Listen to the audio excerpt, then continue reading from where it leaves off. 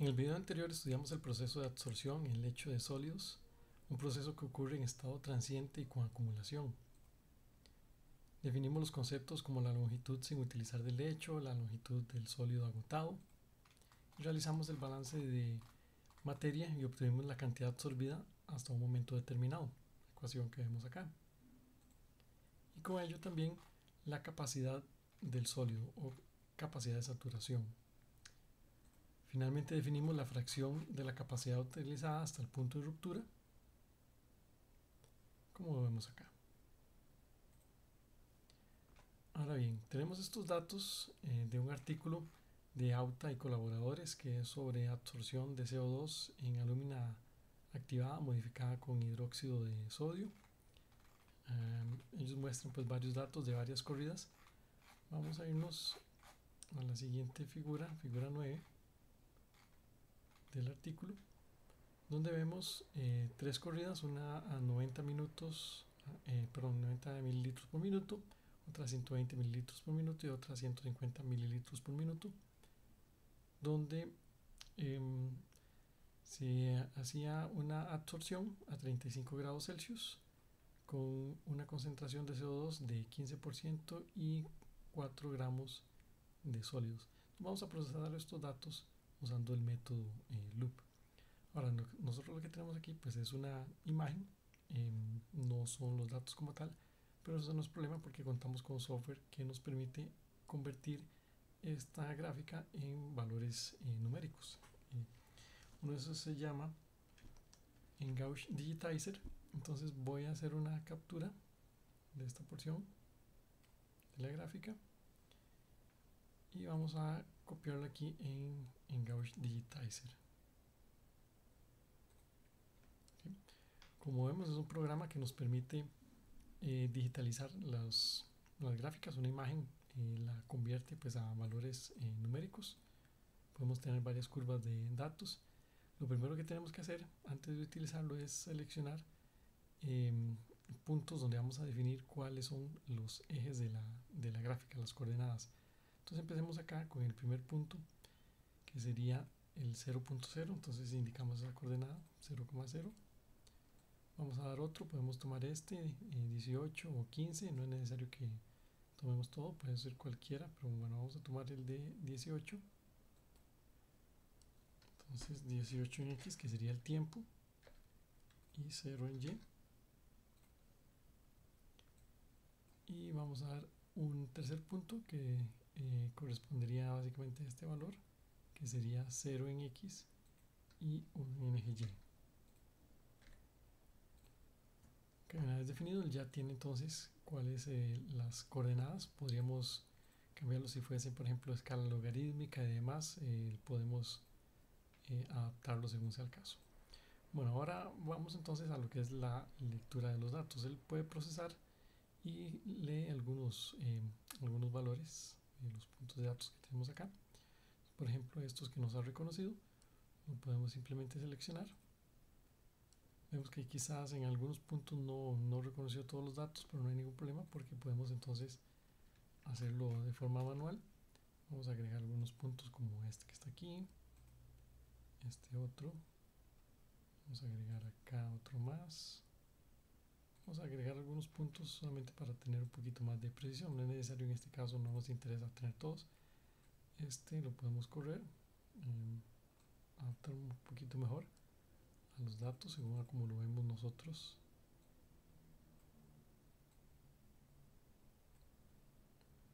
Ok, tenemos ya algunos puntos en esa parte curva. Vamos a adicionar unos puntos más por acá.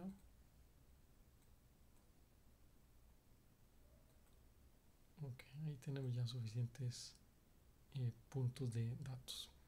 Podríamos agregar otra curva, ¿no? Si quisiéramos las otras curvas también leerlos y guardarlos cada uno de forma independiente, pero en este caso solo nos vamos a enfocar en estos datos, son los que nos interesan, de la corrida de 90 mililitros por minuto, para calcular entonces la capacidad del sólido y compararlo con lo que reportan los autores en el estudio. Entonces, una vez que tenemos los datos, los voy a exportar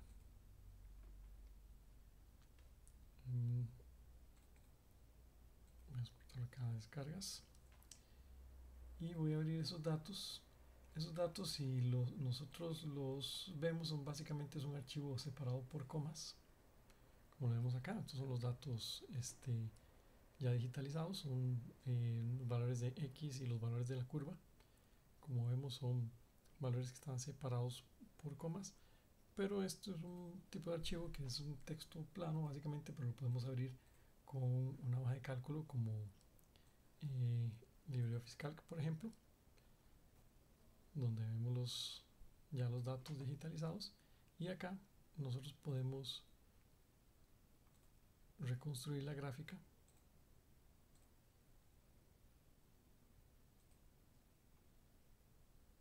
que, como vemos, es igual a la original con los datos que hemos leído, que hemos digitalizado del programa. Entonces no tenemos que hacer la lectura manual, sino que lo hacemos de una forma fácil y rápida con este software. Bueno, pero en este caso no vamos a trabajar con una hoja de cálculo, vamos a trabajar esto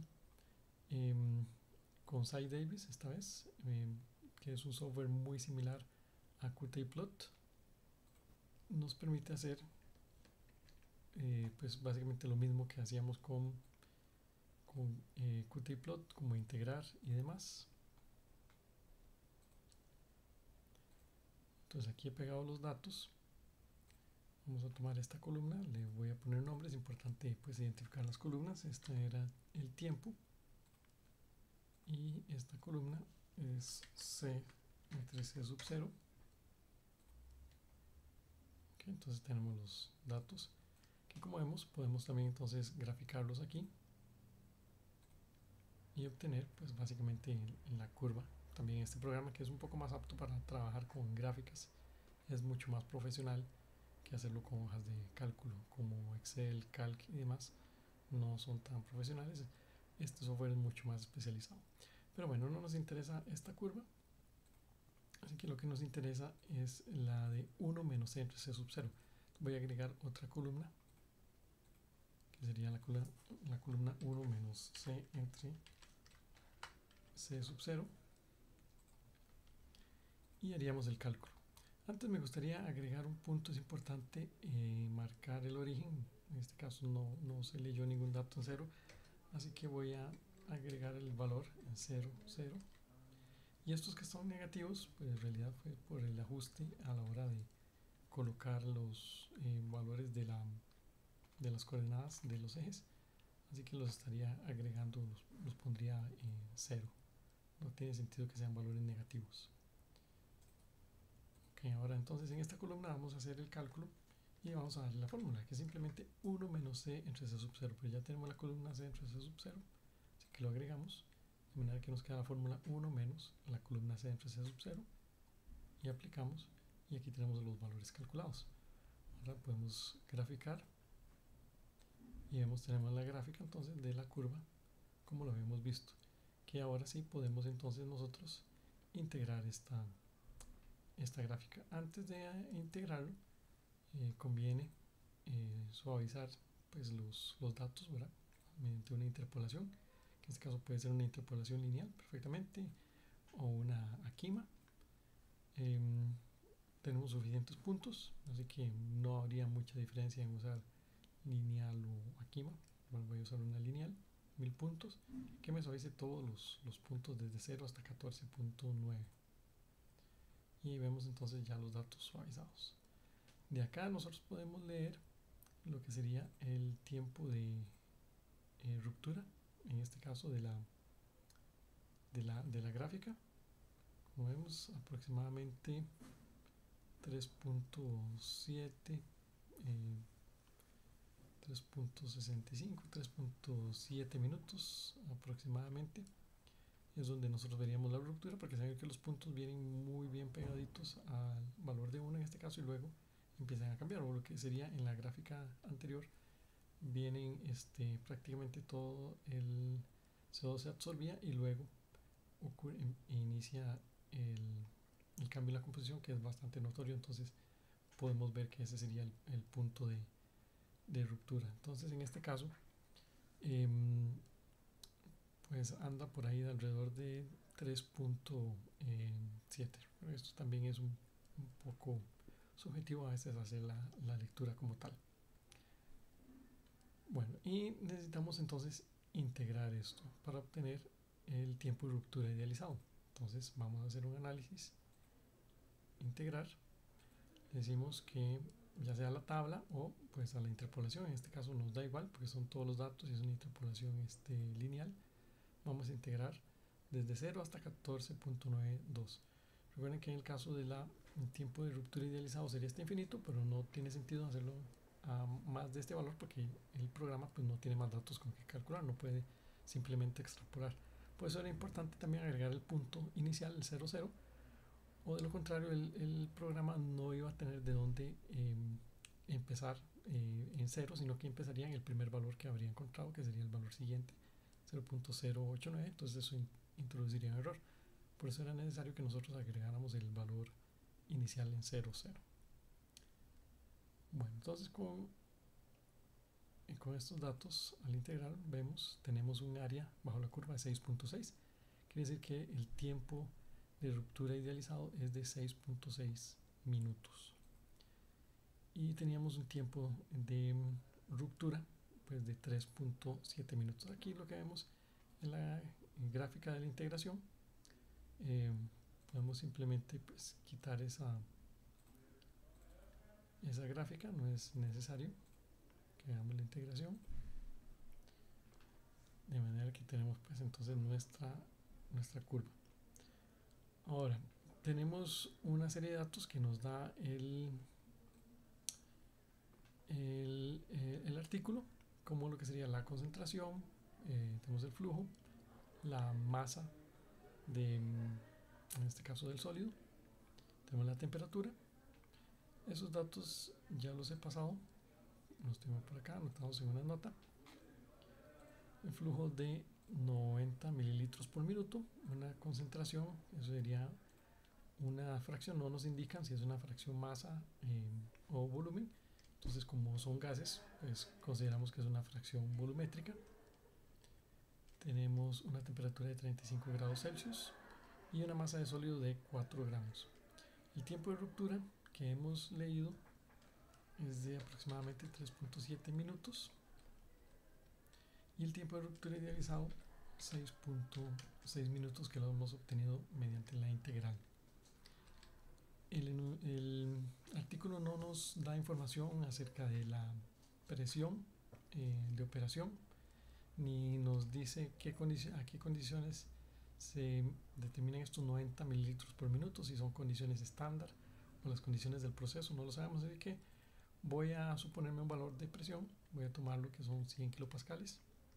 Tenemos que es CO2, entonces la masa molar del CO2 es 44 kilogramos por kilomol y la constante de los gases es 8.3115 kJ por kilomol Kelvin. Voy a considerar entonces condiciones estándar, por eso considero 100 kilopascales, que sería un bar, y voy a considerar entonces una temperatura de 0 grados Celsius como temperatura estándar, de manera que voy a calcular la densidad del gas en las condiciones estándar, como la presión por la masa molar entre R por T.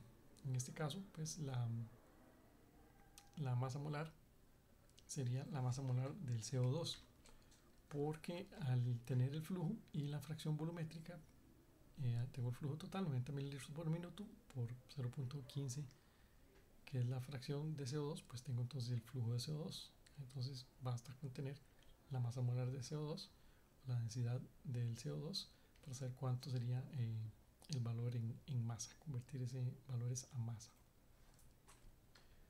Okay, vamos a calcular entonces la cantidad absorbida hasta el punto de ruptura, como el flujo por la concentración por el tiempo de ruptura, pero acá que me estaría faltando la densidad para convertir esto que sería volumétrico, convertirlo a masa, y que nos daría entonces en miligramos por gramo.